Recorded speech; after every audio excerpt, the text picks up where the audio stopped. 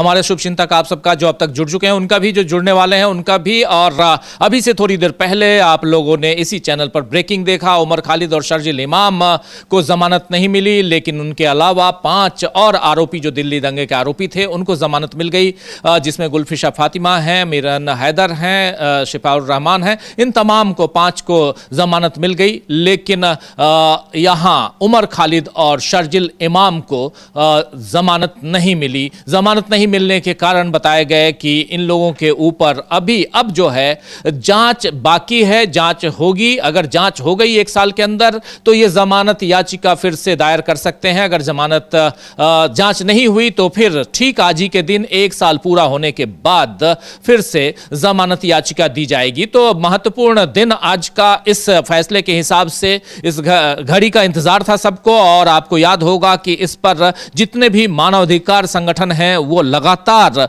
नरेंद्र मोदी की सरकार से, देश के सुप्रीम कोर्ट और जो न्यायालय है, न्यायपालिकाएं हैं, उनसे सवाल करते रहे हैं। इन सवालों के बीच एक बार फिर सवाल पैदा होता है कि आखिर क्या गुनाह है इन दोनों ने किया था जो कि इनको जमानत नहीं दी गई और बाकियों को जमानत मिल गई है। आखिर इन दोनों का गुनाह बाकियों से क्यों अलग था, इस पर अभी कई सारे सवाल होंगे और इन सवालों का जवाब ढूंढने की कोशिश करेंगे। लेकिन क्या कुछ हुआ है इस पे बात करते हैं। इसके अलावा भी बहुत कुछ है। उधर एसआईआर को लेकर बहुत सारी खबरें आ रही हैं, उत्तराखंड से भी खबरें आ रही हैं, पश्चिम बंगाल से भी खबरें आ रही हैं, खबरें दिल्ली की भी हैं, प्रधानमंत्री नरेंद्र मोदी की खबरें भी हैं, डोनाल्ड ट्रंप की खबर भी है। डोनाल्ड ट्रंप के आगे क्यों गिड़गिड़ाने लगते हैं नरेंद्र मोदी और डोनाल्ड ट्रंप क्या कह रहे हैं, इन सब पे भी बात करेंगे। वेनेजुएला की बात भी होगी। बहुत कुछ आज इस न्यूज रूम से ब्रेकिंग न्यूज में। लेकिन सबसे पहले बात हम कर रहे हैं उमर खालिद और शर्जिल इमाम को जमानत नहीं मिली, लेकिन बाकियों को तो पहले ही उसमें यह स्पष्ट किया कि सारे जो आरोपी हैं सबकी स्थिति एक सी नहीं है, सबकी स्थितियां अलग अलग हैं। ये मतलब एक स्पष्टीकरण के साथ आदेश को शुरू किया गया और ये कहा गया कि इसके लिए कोर्ट को हर एप्लीकेशन को असेस करना होगा। सभी आरोपियों के साथ एक जैसा बर्ताव करने से प्री ट्रायल डिटेंशन का खतरा होगा। इस कोशिश से सरकारी वकील का साजिश का केस खत्म नहीं होता। उमर खालिद और शर्जील इमाम दूसरे आरोपियों के मुकाबले क्वालिटी के हिसाब से अलग हैं। ये शुरुआत में ही कहा गया, उसके बाद फिर बताना शुरू किया गया और फिर जब बताया गया तो फिर ये कहा गया कि उमर खालिद और शर्जील इमाम जो हैं ये अलग अलग लेवल पर हैं और इसे बराबरी और गलती के मामले में नज़रअंदाज नहीं किया जा सकता।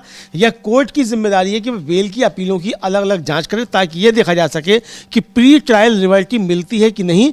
लिबर्टी का एक ही समय में बुनियादी महत्व है, कॉन्स्टिट्यूशनल लिबर्टी को अकेले नहीं समझा जा सकता। अगर बेल स्पेशल कानून के तहत मांगी जाती है तो कोर्ट को जाँच को कानून के दायरे में रखने के अलावा और कोई काम करना होता है, ये कहा गया। तो मतलब एक तरीके से ये स्पष्ट किया गया कि अगर आप लिबर्टी मांग रहे हैं तो कॉन्स्टिट्यूशनल लिबर्टी और ये लिबर्टी जो है वो अलग अलग नहीं है, उसको एक साथ देखा जाएगा। और फिर इसके साथ जो खतरे की बात है राजीव जी, वो ये है कि आदेश पढ़ते समय सुप्रीम कोर्ट ने जो यूएपीए की धारा 15 है उसके तहत आतंकवादी कृत्य जो है उनको भी परिभाषित कर दिया। और अभी तक तो ये समझा जाता था कि आप बम बना रहे हैं लोग, उसमें जान जा रही है तो फिर ये आतंकवादी कृत्य आता है। और यही दलीलें जो थी वो शर्जील इमाम और उमर खालिद के वकीलों की तरफ से दी गई थी कि इसमें चूंकि इस तरीके का कोई कृत्य नहीं हुआ है, इनके भाषण थे, ये अलग अलग जगहों पे थे, उस समय थे भी नहीं दिल्ली में और यहाँ से 1500 किलोमीटर दूर उन्होंने भाषण दिया, तो ये किस तरीके से यूएपीए के अंतर्गत आ सकता है।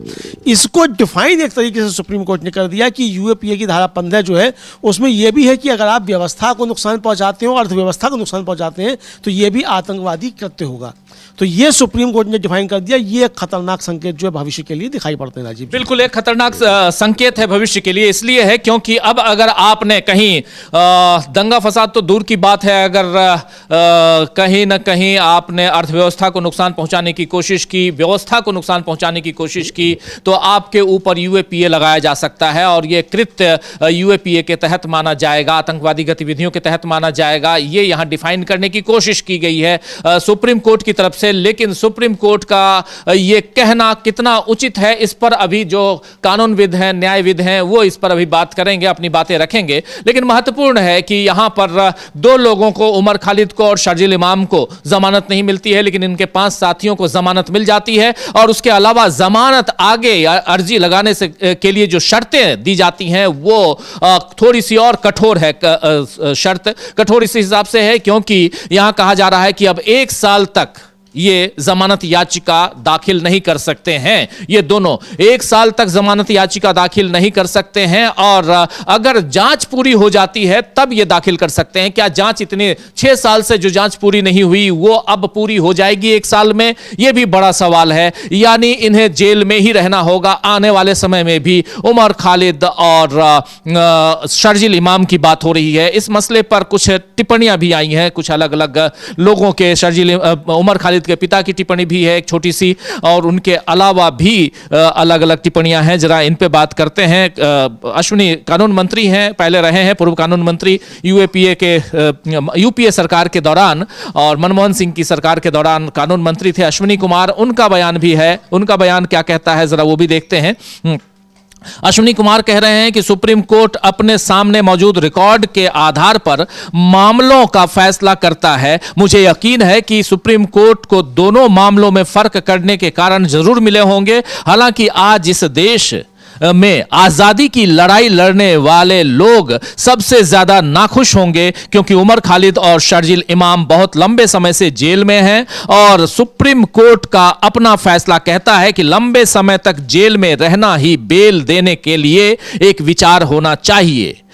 आखिर एक बार खोई हुई आजादी का कोई बदला नहीं मिलता। यानी खोई हुई आजादी, आपकी आजादी अगर खो गई तो उसके बदले आपको फिर से वो दिन पूरे नहीं आएंगे, दिन नहीं मिलेंगे आपको वापस। और ये बात यहां अश्विनी कुमार कह रहे हैं। सुप्रीम कोर्ट ने उमर खालिद और शर्जील इमाम की बेल अर्जी खारिज कर दी, जिन पर 2020 के दिल्ली दंगों की बड़ी साजिश के मामले में अनलॉफुल एक्टिविटीज प्रिवेंशन एक्ट यानी UAPA unlawful activities prevention act UAPA जिसे कहते हैं शॉर्ट में, उसके तहत मामला दर्ज किया गया है। यह बात यहां कही जा रही है और यह महत्वपूर्ण है। सुप्रीम कोर्ट से यह फैसला किनको कितना पचेगा, किन लोगों को किनको नहीं पचेगा, यह तो आने वाला वक्त बताएगा। लेकिन बहुत ही एक कठोर यहां पर शर्तें लगाई गई हैं और इन शर्तों के आधार पर साफ साफ यह है कि आने वाले 1 साल तक उमर खालिद और शर्जील इमाम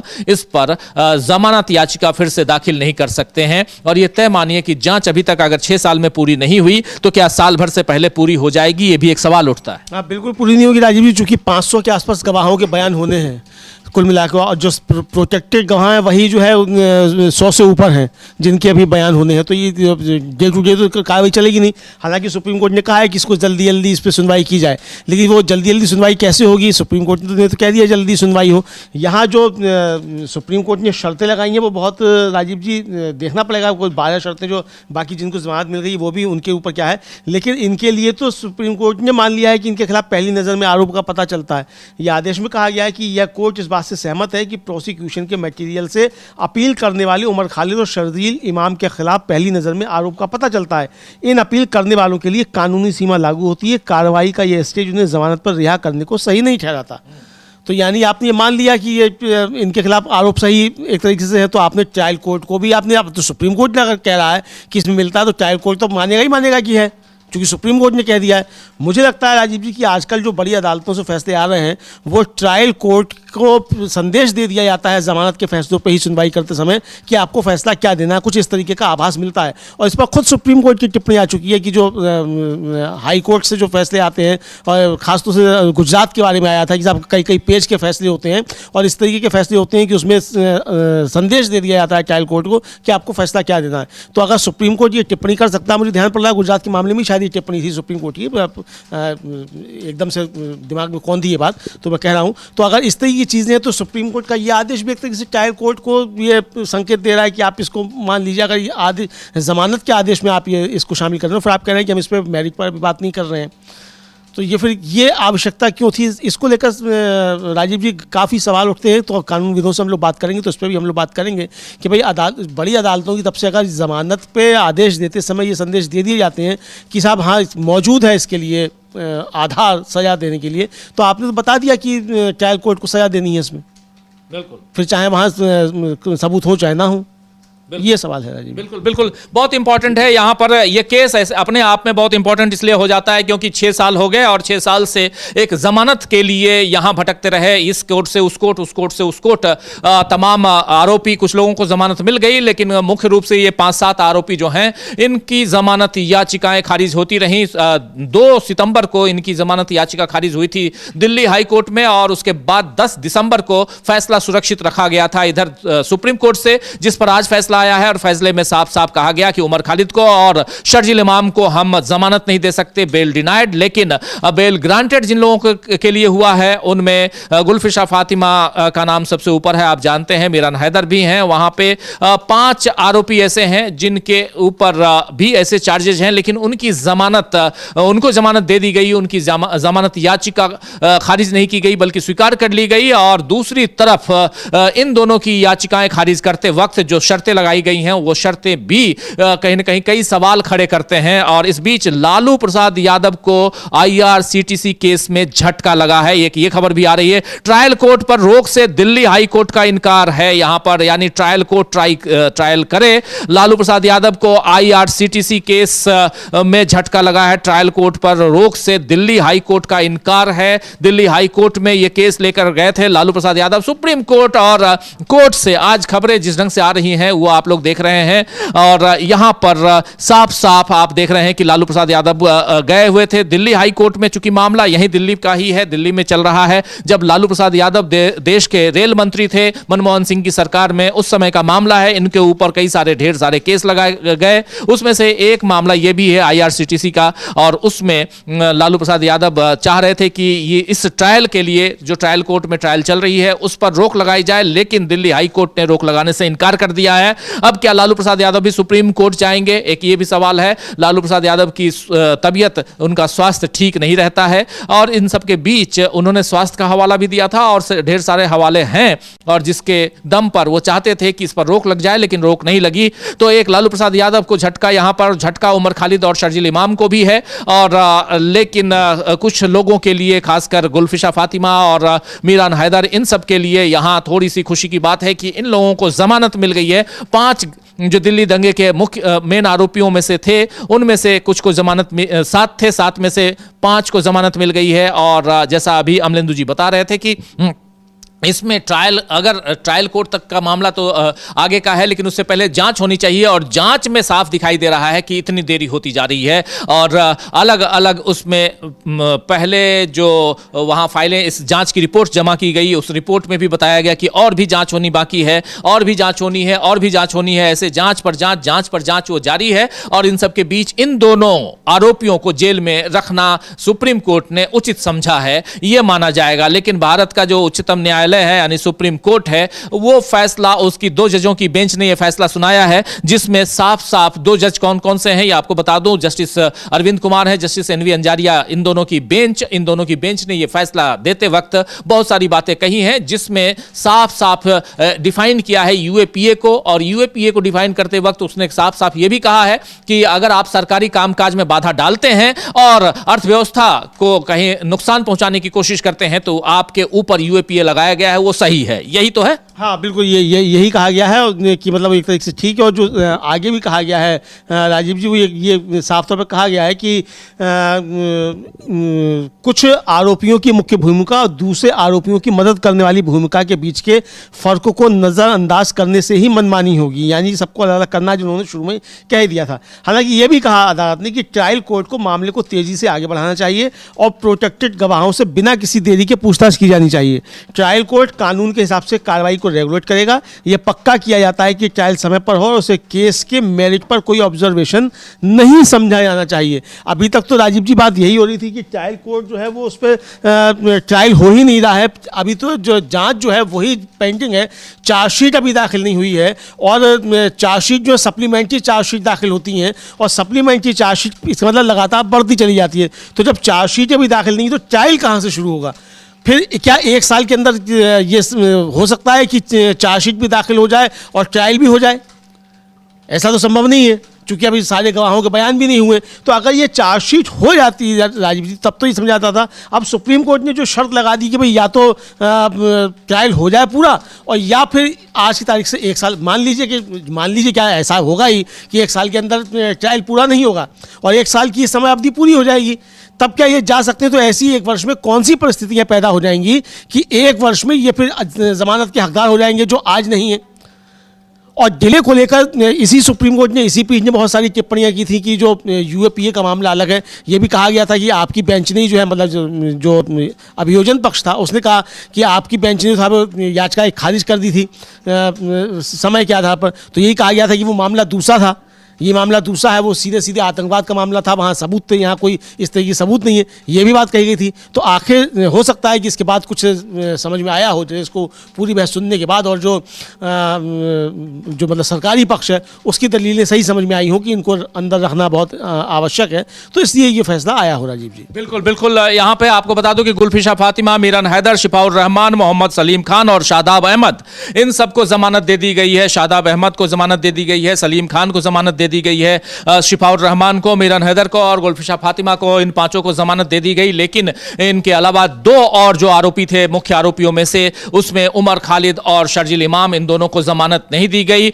और इस पर अभी बहुत सारे सवाल पैदा हो रहे हैं, बहुत सारे सवालों का जवाब मिलना बाकी है। और चूंकि सुप्रीम कोर्ट का फैसला है तो कहीं ना कहीं, जैसे बता रहे थे अश्विनी कुमार भी, पूर्व कानून मंत्री हैं, उन्होंने भी बताया जैसा कि सुप्रीम कोर्ट ने अगर ऐसा सोचा है तो कहीं ना कहीं इसके पीछे कुछ लॉजिक रहा होगा, उसके आधार पे सोचा है कि इन दोनों को ना सुनाए, इन दोनों को जमानत ना दी जाए। लेकिन आज की तारीख में सिर्फ इतना कि ये 6 साल तक जेल में हैं, यही काफी होता है। और सुप्रीम कोर्ट के कई फैसलों में यह बात आई है कि अगर आप लंबे समय तक जेल में हैं तो प्रथम दृष्टया आपको जमानत मिल जानी चाहिए। एक लंबा वक्त गुजर चुका है, लेकिन आप इस लंबे वक्त के बाद भी जमानत नहीं दे रहे हैं, तो इसका मतलब है कि आप इन्हें रखना चाहते हैं और रखना चाहते हैं जेल के अंदर, यह दिखाई दे रहा है। यही माना जाए? हाँ बिल्कुल राजीव, यही माना जाए। मुझे ध्यान पड़ रहा है कि अभी शायद 15 दिन पहले सुप्रीम कोर्ट ने ही 2 लोगों को यूएपीए में ही जमानत दी है।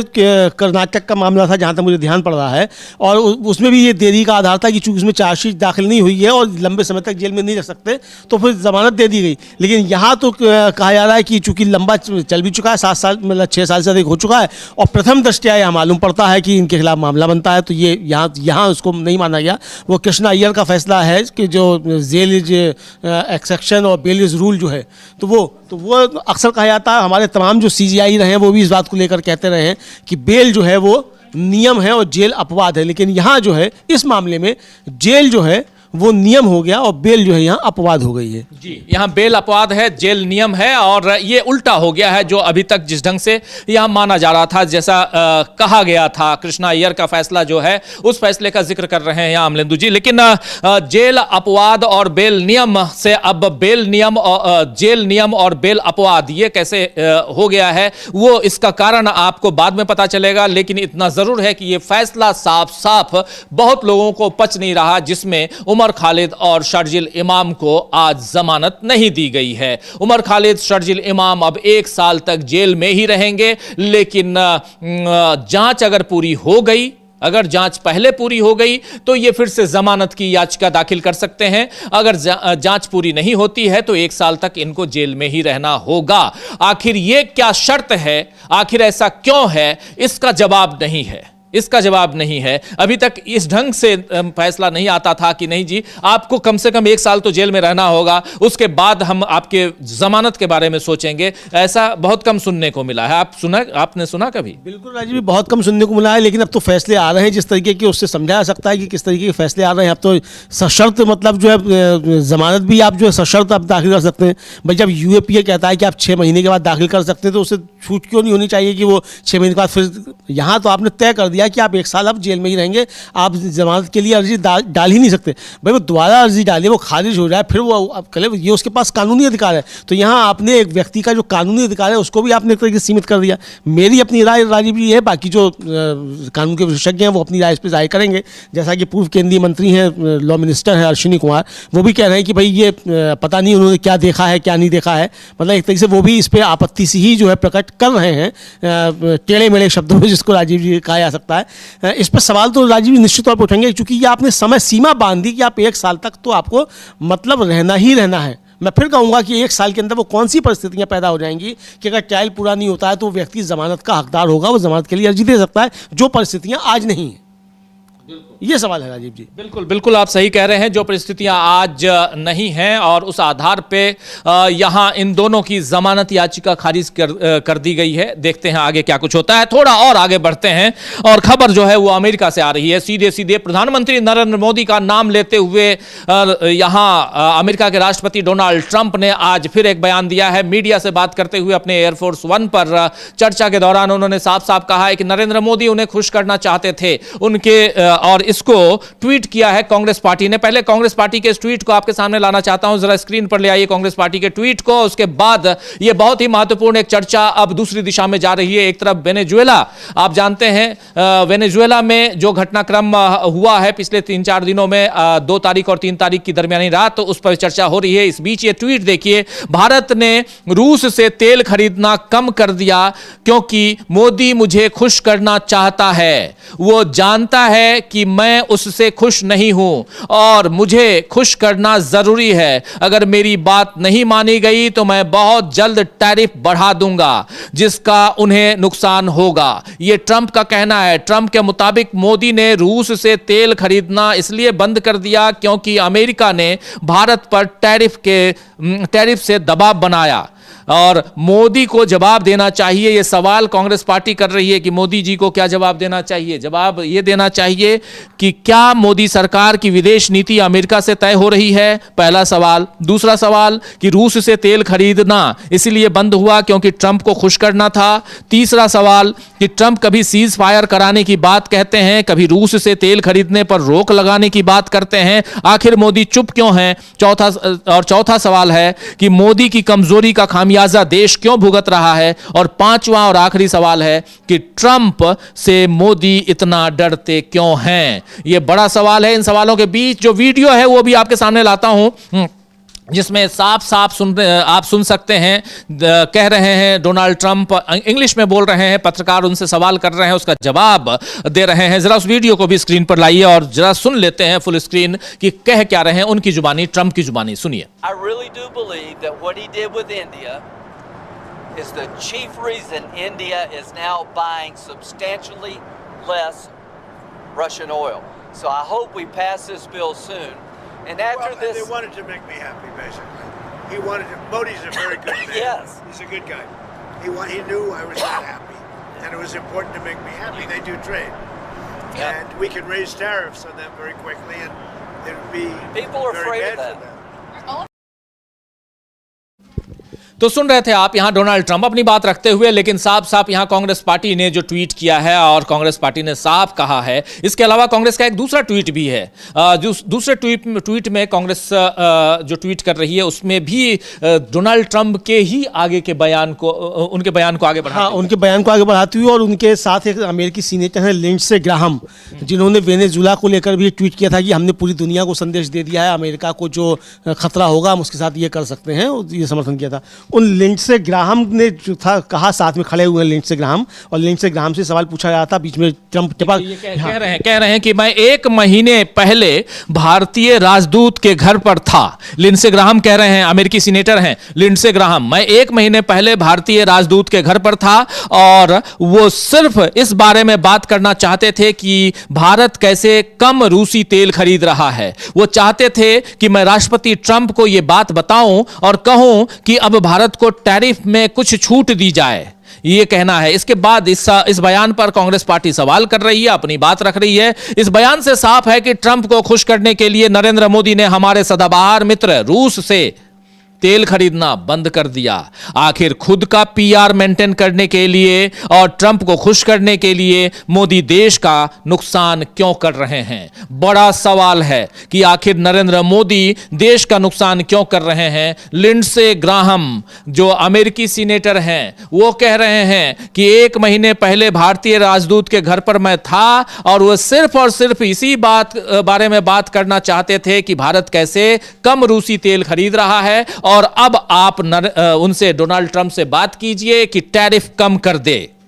और यानी साफ साफ भारत गिड़गिड़ा रहा है और एक सांसद सीनेटर के सामने गिड़गिड़ा रहा है, यह दिखाई दे रहा है। और खुल के पत्रकारों से दुनिया भर में भारत की बेइज्जती हो रही है, यह साफ यहां दिखाई दे रहा है अमलेंदु जी। ये और इस पर भारत की विदेश नीति क्या है, यहां इस बारे में कोई चर्चा नहीं हो रही है। और कांग्रेस पार्टी कह रही है कि भाई साहब आप अपनी विदेश नीति बताइए कि हमारी विदेश नीति, हमारे देश की विदेश नीति आखिर कहां चली गई है। क्या अमेरिका तय करेगा हमारी विदेश नीति? बिल्कुल राजीव जी, क्या अमेरिका हमारी विदेश नीति तय करेगा? और वेनेजुला को लेकर जो अमेरिका ने किया है राजीव जी, वो भी तेल का मामला है। और तेल के मामले में अगर अमेरिका इस हद तक जा सकता हो, ट्रम्प तो साफ धमकी दे रहा है कि वरना मैं ऐसा ही जो है टैरिफ वॉर लगाऊंगा अगर रूस से तेल खरीदना जारी रहा।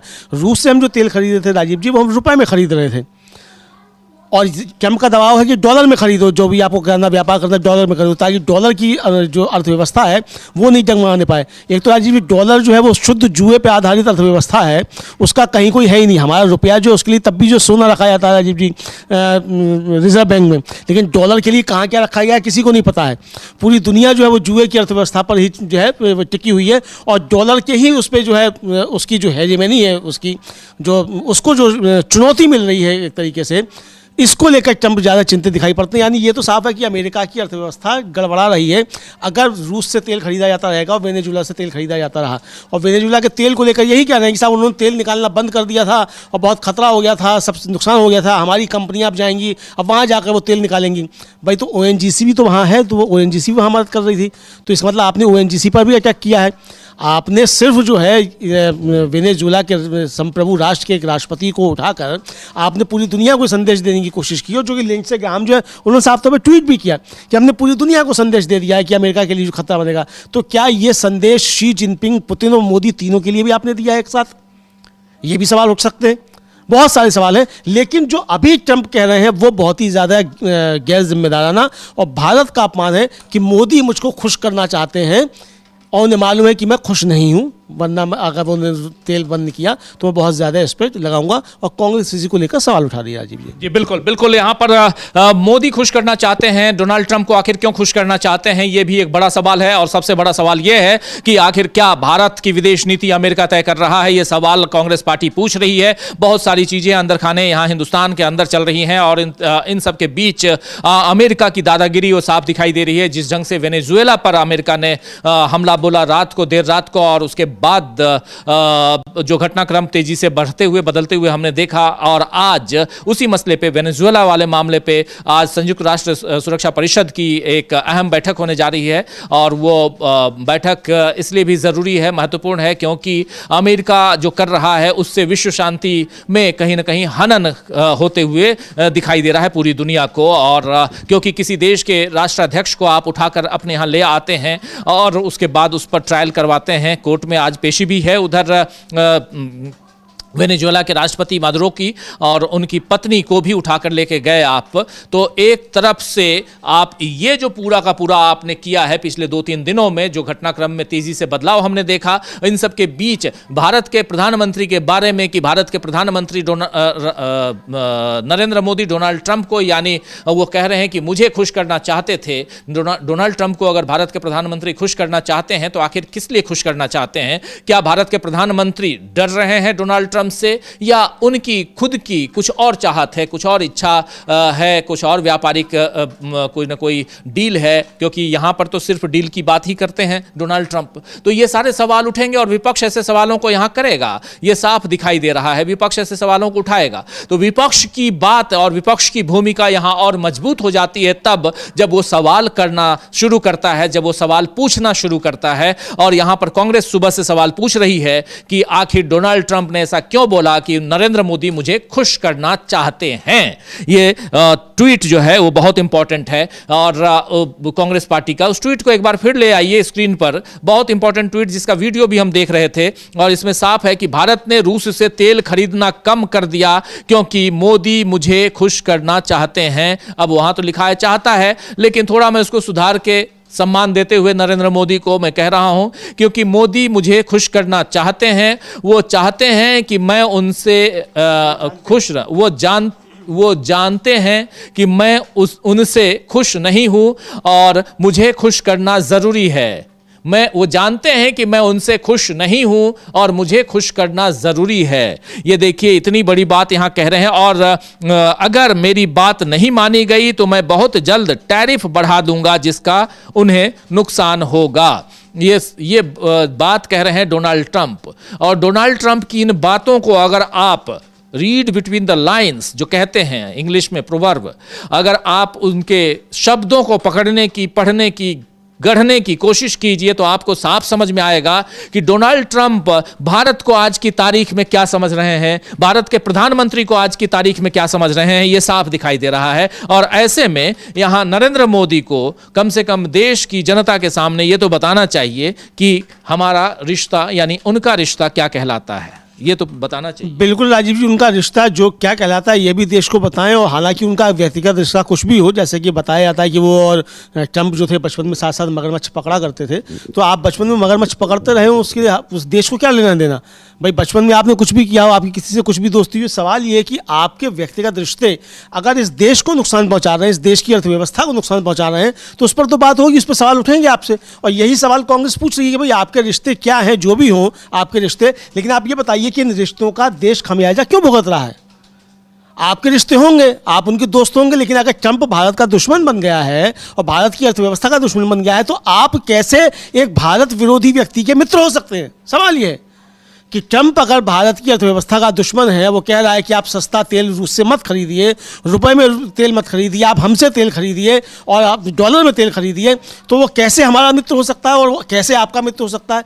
तो सवाल यही उठ रहा है कि मोदी जी कोई भारत का अगर विरोधी है और भारत का दुश्मन है तो वो आपका मित्र कैसे हो सकता है। कांग्रेस सीधा सीधा एक सवाल पूछ रही है, लेकिन राजीव जी सवाल कितने भी पूछे जाएं, मोदी जी के मन की बात में इन सवालों के जवाब मिलते नहीं हैं जी, ये बड़ी अच्छी बात है।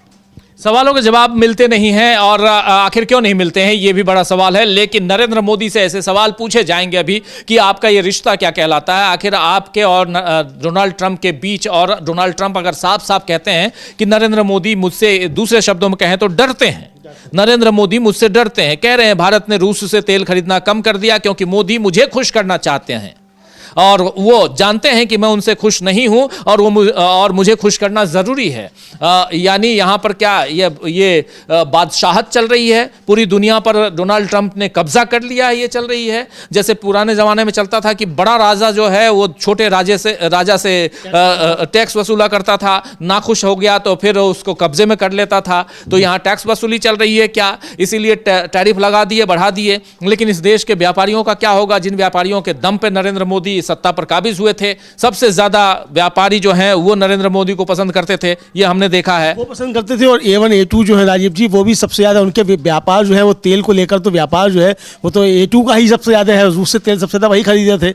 भारत की एजेंसियां तो तब भी कम खरीदी थी, जो अपनी सरकारी एजेंसियां हैं वो तो कम खरीदी थी, वो तो वेनेजुला से भी काफ़ी तेल लेकर आ रही थी। लेकिन अगर रूस के मामला है तो ये तो भारत जिनके मित्र हैं मोदी जी कहे जाते हैं A1 A2, वही सबसे ज़्यादा लेकर आ रहे थे, तो उनको भी नुकसान होगा। तो आखिर मसला क्या है, ये देश को समझ में राजीव जी अभी तक नहीं आ रहा है। प्रधानमंत्री इस मसले पर एकदम खामोश है। अब ट्रंप जब कहता है कि मोदी जी बहुत अच्छे आदमी हैं, बहुत भले आदमी हैं, तो तुरंत उठा के मोदी जी जो है रिप्लाई कर देते हैं, ट्विटर पर बता देते हैं कि मेरी बातचीत हुई और उन्होंने शुभकामनाओं के लिए शुक्रिया। अब जब ट्रंप ये कह रहे हैं तो इस पर मोदी जी का जवाब क्यों नहीं आता है। जवाब आना चाहिए और कहना चाहिए कि भाई मैं आपको खुश करना नहीं चाहता। होंगे आप दुनिया के कुछ भी, आप होंगे अमेरिका के राष्ट्रपति, मैं भी 140 करोड़ लोगों के देश का प्रधानमंत्री हूँ। क्यों ये कहने का साहस प्रधानमंत्री नहीं दिखा पा रहे? कांग्रेस यही सवाल पूछ रही है राजीव जी। बिल्कुल, कांग्रेस ऐसे सवाल करेगी, पूछेगी, कांग्रेस को सवाल पूछना भी चाहिए, बहुत महत्वपूर्ण है। लेकिन नरेंद्र मोदी सोमनाथ की यात्रा पे, क्योंकि 1000 साल सोमनाथ के हो गए, उस पे आज उन्होंने आर्टिकल भी लिखा है। नरेंद्र मोदी ने अखबारों में, उनका आर्टिकल है 10,026 से 2026 के बीच 1000 साल हो गए सोमनाथ मंदिर के, और उस ट्रस्ट के ट्रस्टी भी हैं, ट्रस्टी ही नहीं बल्कि वो उसके चेयरमैन भी हैं सोमनाथ मंदिर ट्रस्ट के। तो उस नाते और देश के प्रधानमंत्री होने के नाते सोमनाथ मंदिर जो गुजरात में है, उस के 1000 साल पूरा होने पर आप जो करना है करिए, लेकिन साथ साथ जो देश सवाल आपसे पूछ रहा है उन सवालों का जवाब दीजिए, देने की कोशिश कीजिए। देश में बहुत सारी ऐसी घटनाएं घट रही हैं जिसका जवाब नहीं मिल रहा है। अंकिता भंडारी का मामला जो है वो दिल्ली तक पहुंच चुका है और लगातार रोजाना उसके अंकिता भंडारी के मामले में हम लगातार देख रहे हैं कि उसका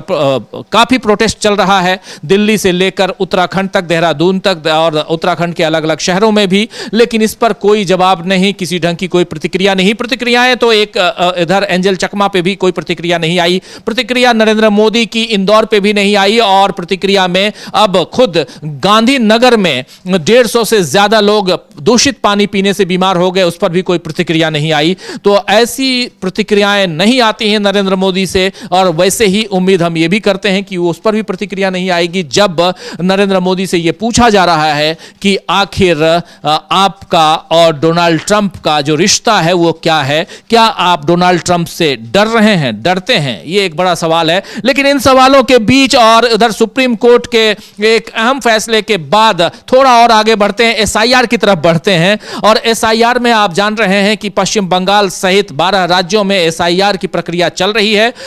पश्चिम बंगाल से खबरें बहुत भयावह आ रही हैं, क्या कुछ खबर है पश्चिम बंगाल से अमलेंदु जी? राजीव जी, एक तो पश्चिम बंगाल से खबरें इतनी ज़्यादा मतलब भयावह हैं, और हालांकि जो घुसपैठिया का लागे वो बीजेपी को उल्टा भी पड़ेगा, उस पर हम लोग चर्चा करेंगे। और खबरें बहुत ज़्यादा भयावह हैं। जयानगर है एक जगह वहाँ, और वहाँ एक जो 68 साल की एक को था वो वहाँ पर भेजा गया, और तृणमूल कांग्रेस ने वो खबर जो है राजीव जी ट्वीट की और ये कहा है कि ये एसआईआर जो है सिर्फ वोटिंग के अधिकार पर हमला नहीं है, ये इंसानी जान के लिए खतरा बन गया है। और वो हम ट्वीट दिखा सकते हैं तृणमूल कांग्रेस का, वो जयनगर के संबंध में है। और ये कहा है कि जयनगर में एक 68 साल के आदमी को पता चला कि उसका नाम 2002 के एसआईआर इलेक्टोरल रोल से गायब है, वो पहले से बीमार था। इसको लेकर जो है वो ये खबर छपी राजीव जी, ये अंग्रेजी में आप हिंदी में आप बता भी सकते हैं कि ये बिल्कुल ये जो है इसमें साफ साफ देखिए, यहाँ तृणमूल कांग्रेस ने ट्वीट किया है कि बीजेपी इलेक्शन कमीशन दोनों की जो जुगलबंदी है वो कैसी है। इस पे जयनगर में एक 68 साल के आदमी को पता चला कि उसका नाम 2002 के एसआईआर इलेक्टोरल रोल से गायब है।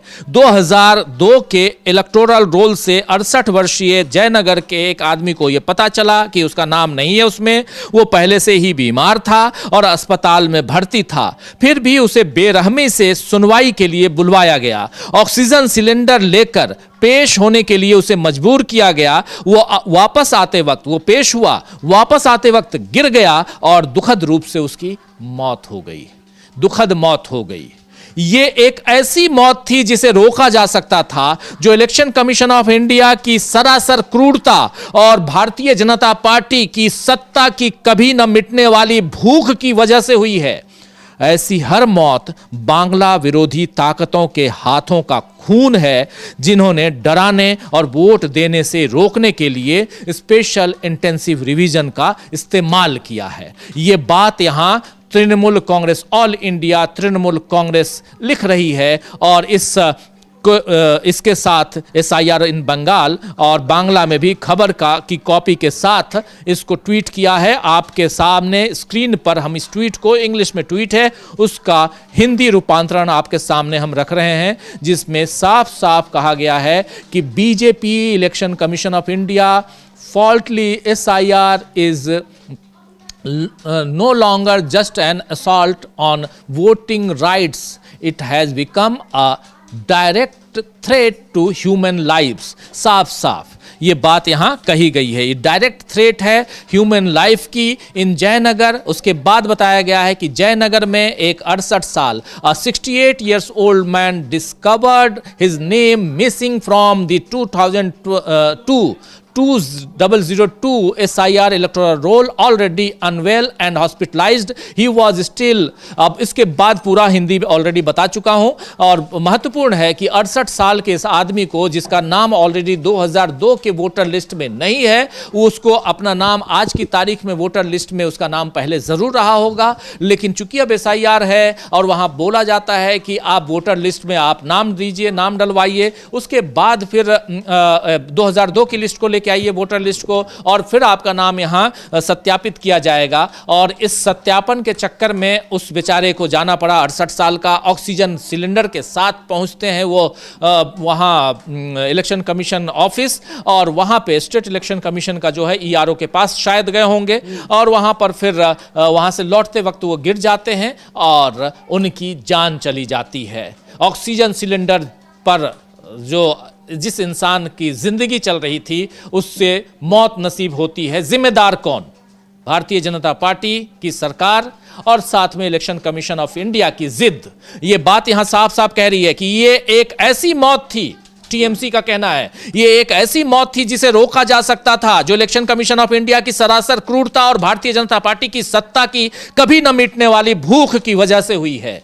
ऐसी हर मौत बांग्ला विरोधी ताकतों के हाथों का खून है, जिन्होंने डराने और वोट देने से रोकने के लिए स्पेशल इंटेंसिव रिवीजन का इस्तेमाल किया है। ये बहुत ही दुखदाई है अमलेंदु जी। बिल्कुल राजीव जी, बहुत ज़्यादा दुखदाई है। और एक और घटना है राजीव जी, उसका भी जो है ट्वीट किया है, चित्र भी ट्वीट किया है उन्होंने, तृणमूल कांग्रेस ने उसको भी लेकर जो है अपनी आपत्ति दर्ज कराई और कहा है कि बीजेपी और चुनाव आयोग की सांठगांठ ने अपनी क्रूर बांग्ला विरोधी क्रूरता के साथ फिर से हमला किया है। और चकदाहा की एक महिला का मामला है, स्ट्रोक्स था, उनको स्ट्रोक्स का वो इलाज करनी थी, उनको भी बुला लिया गया SIR की सुनवाई के लिए और लाइन में खड़ा होना पड़ा।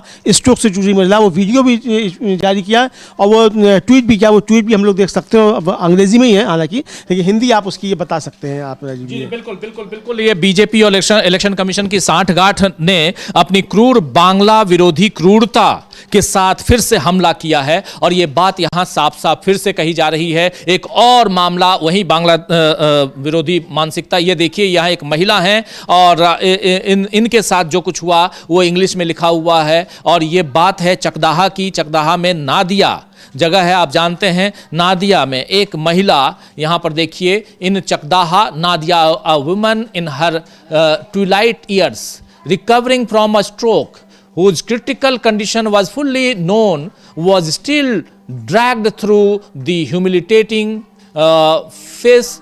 farce of the faulty SIR hearing। यानी साफ साफ कहा जा रहा है कि चकदाहा में नादिया एक महिला, चकदाहा के नादिया में एक महिला जो अपने जीवन के आखिरी सांसों में है, स्ट्रोक से उबर रही है, जिसकी गंभीर हालत के बारे में सब कुछ पता था, उसे फिर भी गलत SIR सुनवाई के अपमानजनक तमाशे में घसीटा गया।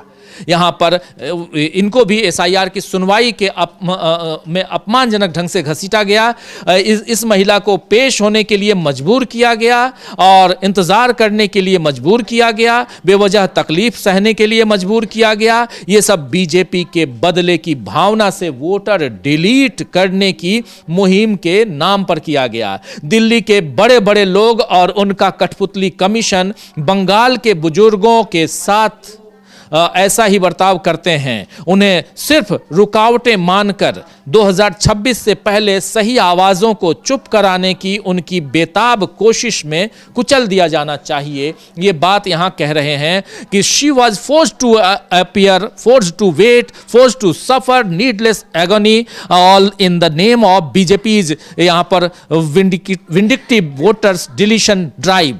This is how the Delhi यहाँ पर साफ साफ कि दिल्ली के लोग कैसे यहाँ पर आकर पश्चिम बंगाल में लोगों के साथ बिहेव कर रहे हैं, ये बात यहाँ बताई जा रही है। तो बहुत दुखद है अमलेंदु जी, बहुत दुखद है। और बहुत दुखद है राजीव जी। और ये पिछले दिनों खबर आई थी, हम लोगों ने इस पर चर्चा भी की थी इसी ब्रेकिंग कार्यक्रम में, कि चुनाव आयोग ने खुद जो अपना वहाँ उसने डीडुप्लीकेशन सॉफ्टवेयर इस्तेमाल किया, उसको सुप्रीम कोर्ट में मना कर चुका था कि हम इसका इस्तेमाल नहीं करेंगे, चूंकि वो फॉल्टी है, उसमें बहुत सारी गड़बड़ियाँ हैं, और चुपचाप उसको बंगाल में लागू कर दिया गया। उसकी वजह से वैध वोट जो थे वो सारे कट गए उसमें। और उसके बाद जब ये मामला सामने आया, तृणमूल कांग्रेस का प्रतिनिधिमंडल जाकर मिला चुनाव आयोग से, हम लोगों ने इस पर ब्रेकिंग की कि इस तरीके की वहाँ खबरें आ रही हैं, चुपचाप कर लिया गया और वैध वोट जो कट गए। तो उस दिन राजीव जी, इतवार का दिन था, इतवार में ही फिर ये चुनाव आयोग की तरफ से आदेश आ गया कि अब कोई नया नोटिस इशू नहीं होगा। तो जब नया नोटिस इशू नहीं होगा तो पुराने नोटिस इशू हो गए, उनको क्यों नहीं रोका जा सकता था? सवाल ये भी है, जब आप खुद स्वीकार कर रहे हैं कि आपके उसमें डिफॉल्ट मतलब फॉल्ट है उसमें, आपके ऐप में, जो आपका सॉफ्टवेयर है उसमें, तो आपने जब नए नोटिस आपने इशू करने पर रोक लगा दी, तो पुराने जो आपने किए थे उसको क्यों नहीं रोका गया, इसको लेकर भी सवाल उठ रहे हैं। और जो आरोप लग रहा है, एक तो ये कि वहाँ माइक्रो ऑब्जर्वर्स भेजे गए कि BLO पर आपको भरोसा नहीं है। अगर BLO पर भरोसा नहीं है तो संविधान तो यही कहता है कि BLO ही उसकी प्रविष्टि करेगा। ज्ञानेश कुमार जी प्रविष्टि नहीं कर सकते हैं, ये संविधान ने अधिकार नहीं दिया है ज्ञानेश कुमार जी को, प्रविष्टि BLO ही करेगा। तो आप BLO के प्रविष्टि का अधिकार छीनना चाहते हैं, खुद ही आप कानून बनाना चाहते हैं, फिर वही बात आई कि आप संविधान से ऊपर हो गए हैं। चूंकि आप नया चुनाव आयोग हैं, तो नई तरीके का चुनाव आयोग है, तो आप संविधान से ऊपर हो गए हैं, तो ये सवाल आएंगे। तो इसको लेकर राजीव जी बहुत सारे सवाल वहाँ उठाए। और SIR जो खासतौर से जिस तरीके से बंगाल में कराया जा रहा है, उसके खिलाफ वहाँ काफ़ी ज़्यादा रोष देखने को मिल रहा है। ममता बनर्जी लगातार सड़कों पर हैं, अभिषेक बनर्जी लगातार सड़कों पर हैं। यहाँ दिल्ली मिलने आए थे अभिषेक बनर्जी मुख्य चुनाव आयुक्त से और चुनाव आयोग से, और उन्होंने आरोप लगाया बाहर खड़े होकर चुनाव के कि हमसे जब बात की गई तो उंगली दिखाकर हमसे बात कर रहे थे, और हमने कहा कि उंगली नीचे करो अपनी। ये उंगली दिखाकर बात करने की राजीव जी बात तो पहले भी आई है। इंडिया गठबंधन का प्रतिनिधिमंडल गया था, तब भी ये बताया गया था कि उंगली दिखाकर ज्ञानेश कुमार जो थे बात कर रहे थे। तो ये उंगली दिखाने की हैसियत कहाँ से आती है राजीव जी? उंगली दिखाकर कोई शरीफ आदमी तो बात करता नहीं है। गुंडे मवाली जो वो उंगली दिखाकर बात करते हैं, तो ये इस तरीके की भाषा जो है और इस तरीके की भाव भंगिमा जो है वो मुख्य चुनाव तो क्यों ग्रहण करते हैं?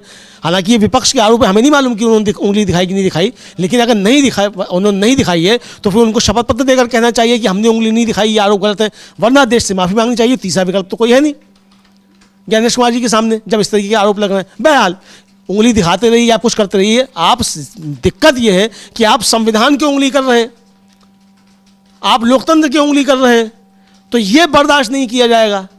जनता यही बात कह रही है और बंगाल भी यही बात कह रहा है कि आप लोकतंत्र तो संविधान की उंगली कर रहे हैं, तो वो बर्दाश्त नहीं किया जाएगा कि ज्ञानेश कुमार जी आप संविधान के दायरे में रहकर जो आपके अधिकार हैं उन पर आप काम कीजिए। लेकिन राजीव जी जो घुसपैठिया है वो भी उल्टा पड़ गया बीजेपी को।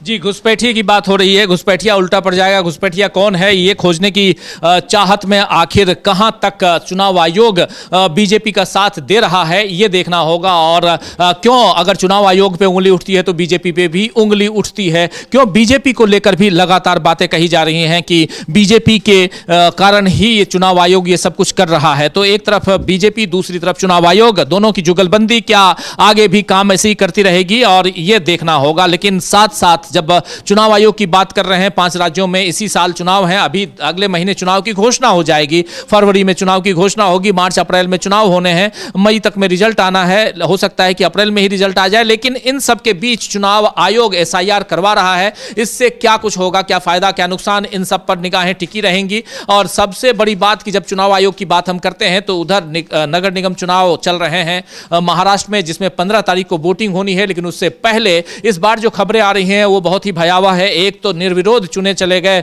68 लोग, उस पर भी 68 कैंडिडेट निर्विरोध चुन लिए गए, जिस पर स्टेट इलेक्शन कमीशन ने भी संज्ञान लिया है और वो भी आश्चर्यचकित है और कह रहा है कि इसकी हम जांच करवाएंगे। कितनी जांच होगी, किस ढंग से जांच होगी, ये देखना होगा। लेकिन आखिर कैंडिडेट्स क्यों नहीं उतर रहे हैं? दूसरी बात, आज एक पूरा का पूरा कुछ अखबारों में एक एक्सक्लूसिव आंकड़े छपे हैं जिसमें साफ साफ बताया गया है कि पिछले चुनाव और इस चुनाव में ड्रास्टिकली कमी आई है कैंडिडेट्स में।